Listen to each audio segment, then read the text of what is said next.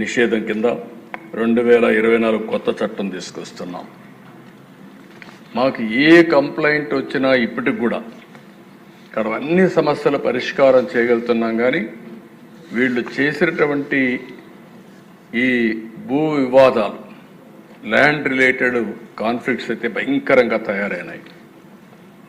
22A ఉపయోగించారు, records తారుమారు చేశారు, ప్రభుత్వ భూములు కొట్టేశారు, ఫారెస్ట్ భూములు కొట్టారు. ఇవి మామూలుగా ఫారెస్ట్ భూముల దగ్గరికి ఎవరు పోరు, అలాంటివి కూడా జరిగే పరిస్థితి వచ్చింది. అందుకే ఈ ప్రత్యేక చట్టం కూడా గుజరాత్లో చాలా బాగా పనిచేసింది. ఎవరైనా సరే ల్యాండ్ గ్రాబింగ్ చేస్తే, భూ కబ్జాలకు పాటుపడితే ప్రభుత్వం కేసు పెట్టిన తర్వాత దాన్ని ప్రూవ్ చేసుకునే బాధ్యత కూడా వాళ్ళపైనే ఉంటుంది. దాంట్లో మళ్ళీ ఏమాత్రం కూడా ఉపేక్ష లేదు.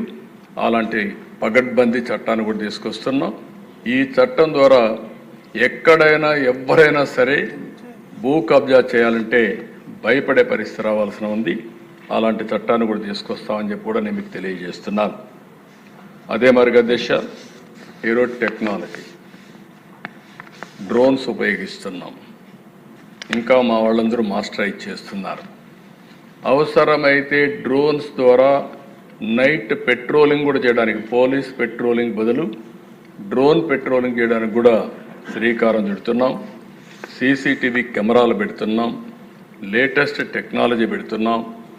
ఒక్కొక్కసారి అధ్యక్ష చాలామంది కేసుల్లో తప్పించుకుంటున్నారంటే నేరాలు చేయడం, సాక్ష్యాలను తారుమారు చేయడం, తద్వారా పనిష్మెంట్ లేకుండా తప్పించుకునే పరిస్థితికి వస్తున్నారు. కానీ ఇటీవల డిపార్ట్మెంట్ మీరు చూస్తే చాలా గట్టిగా పనిచేసి 2-3 నెలల్లోనే శిక్షలు పడే కన్విక్షన్ వచ్చే పరిస్థితి తీసుకొచ్చారు. దానికి డిపార్ట్మెంట్ మనస్ఫూర్తిగా అభినందిస్తున్నా. ఇది వండర్ఫుల్ వర్క్. దీన్ని ఇంకా పకడ్బందీగా మనం చేయాల్సిన అవసరం ఉంది. ఇది కూడా చేస్తామని చెప్పి నేను మీకు తెలియజేసుకుంటూ, ఇంకొక పక్కన సైబర్ సెక్యూరిటీ కూడా చాలా ముఖ్యం. దీంట్లో కూడా 26 సైబర్ పోలీస్ స్టేషన్లు పెడుతున్నాం. దీని ద్వారా కూడా ఎక్కడ సైబర్ క్రైమ్ చేస్తే అలాంటి నేరస్తుల్ని ఇమీడియట్గా పట్టుకునే పరిస్థితి వస్తుంది. ఎఫ్ఎస్ఎల్ కూడా ఇంకా బాగా ఇంప్రూవ్ చేయాల్సిన అవసరం ఉంది.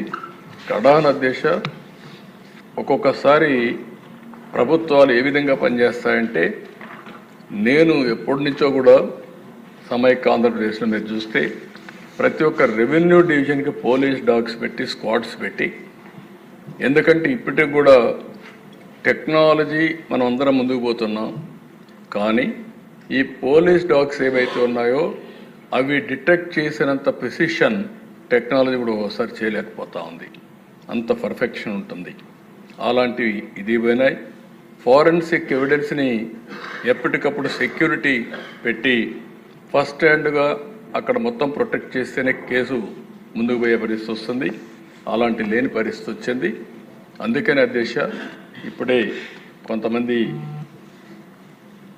మాట్లాడినప్పుడు కూడా చెప్పారు, వివేకానంద రెడ్డి మర్డర్ కూడా ఓసారి ఆందోళన కలుగుతుంది ఎవరికైనా సరే.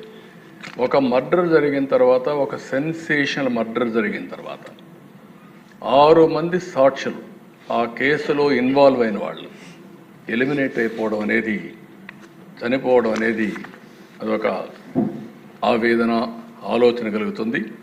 ఎప్పుడైనా పోలీస్ డిపార్ట్మెంట్ గుర్తుపెట్టుకోవాల్సింది, ఒక సెన్సేషనల్ కేసు వచ్చినప్పుడు దాని తర్వాత పరిణామాలన్నిటి కూడా క్షుణ్ణంగా ఎగ్జామిన్ చేసి ఎప్పటికప్పుడు యాక్షన్ తీసుకోవాల్సిన అవసరం ఉంది. మీరందరూ కూడా, ఎందుకంటే ఈ హౌస్లో కూడా అందరూ ఎమ్మెల్యేలు ఉన్నారు. నేను అందుకే మొన్న ఒక మాట చెప్పాను, నేనే ముఖ్యమంత్రి.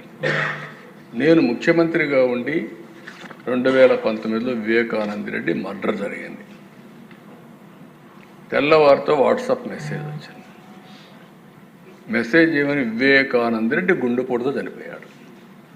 ఎలక్షన్ సీజన్, నేను కూడా గుండెపోటు అనుకున్నాను. జనరల్గా నాకు ఎప్పుడు ఏ ఆలోచన వచ్చినా, ఏ మెసేజ్ వచ్చినా మళ్ళీ నేను స్టడీ చేస్తూ ఉంటాను. అలాంటిది నేను కూడా ఎలక్షన్లో ఉండి క్యారీ అయ్యాను.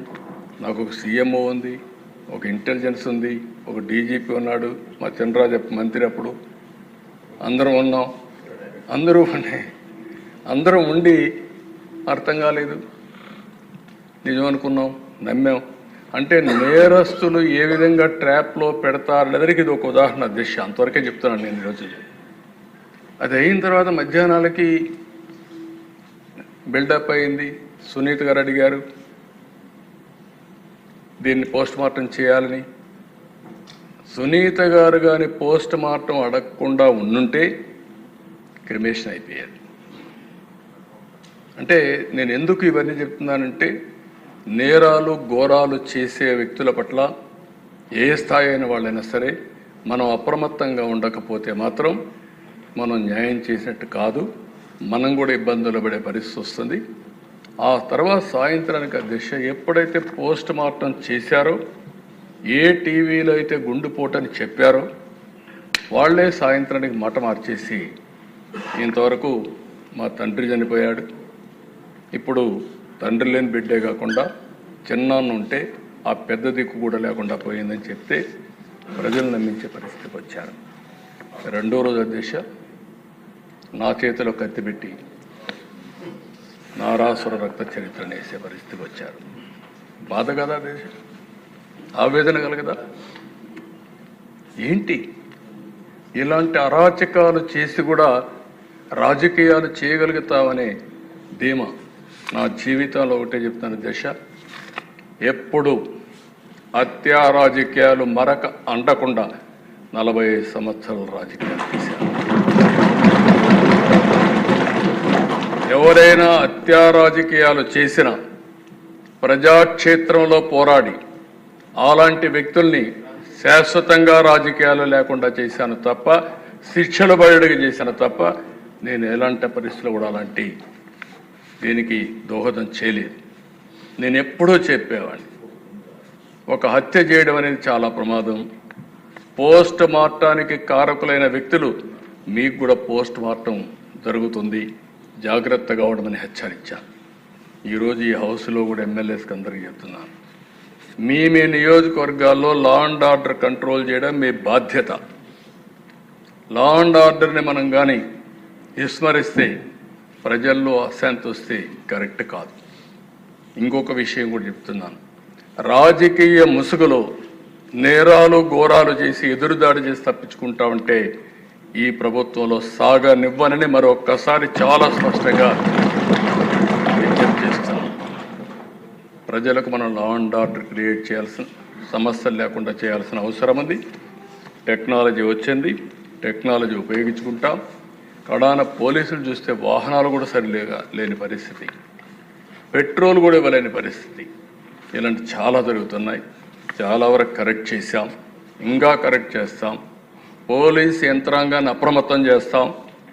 అప్రమత్తం చేయడమే కాదు, ఎప్పుడైనా సరే అధ్యక్ష ఒకటే గుర్తుపెట్టుకోండి, ఒక నాయకత్వం కానీ ఒక గవర్నమెంట్ కానీ స్ట్రాంగ్గా ఉందని విత్ డెమాన్స్ట్రేటివ్ ఎఫెక్ట్తో చేయగలిగితే అందరూ లైన్లోకి వస్తారు. అట్లా కాకుండా పర్వాలేదు ఉదాసీన వైఖరి తీసుకుంటే ప్రతి ఒక్కరూ పెట్టిరేగిపోయే పరిస్థితి వస్తుంది. అది ఈ ప్రభుత్వంలో సాగనివ్వమని చెప్పి మరొకసారి తెలియజేసుకుంటూ ప్రతి ఒక్కరికి